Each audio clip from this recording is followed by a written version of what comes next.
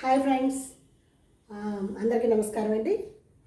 నా classical expression doctor yes Ushakiran YouTube channel మీకు మీ అందరికీ సుస్వాగతం. ఈరోజు నేను ఈ సెషన్లో మరి అంతకుముందు సెషన్స్లో మనం ఆల్రెడీ చెప్పుకున్నాం.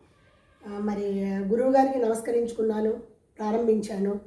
ఈరోజు మొత్తము నృత్యానికే మూల పురుషుడైనటువంటి ఆ భరతముని యొక్క ఎవరైతే ఆ భరతమునికి ఆశీర్వాదం ఇచ్చినటువంటి ఆ నటరాజస్వామి యొక్క ప్రార్థనా శ్లోకంతో మనము ఈ సెషన్ స్టార్ట్ చేసుకోవాలి. కూచిపూడి నృత్యంలో ఈ ప్రార్థన అనేది ప్రతి విద్యార్థికి కూడా మనము నేర్పుతూ ఉంటామండి.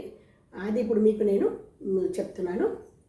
2 చేతులు ఇలా పైకెత్తి పైన నిలబెట్టి నమామి నటరాజాయ గౌరీ సౌందర్య రూపిణి గృహో కృపా విహారాయ ఆనంద జలజాయతే శ్రీ నటరాజాయే నమః, శ్రీ భరతాచార్యే నమః, శ్రీ గురుభ్యో నమః అని నెక్స్ట్ ఇట్లా వచ్చేసి కింద భూమికి కూడా మనము నమస్కారము 3 సార్లు ఇలా చేసుకోవాలి.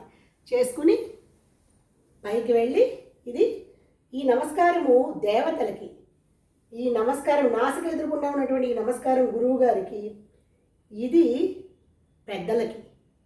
గురువు గారికి ఇక్కడ చేయాలి, పెద్దలకి ఇక్కడ చేయాలి, దేవతలకి పైన 2 చేతులు జోడించి పైకి చేయాలి.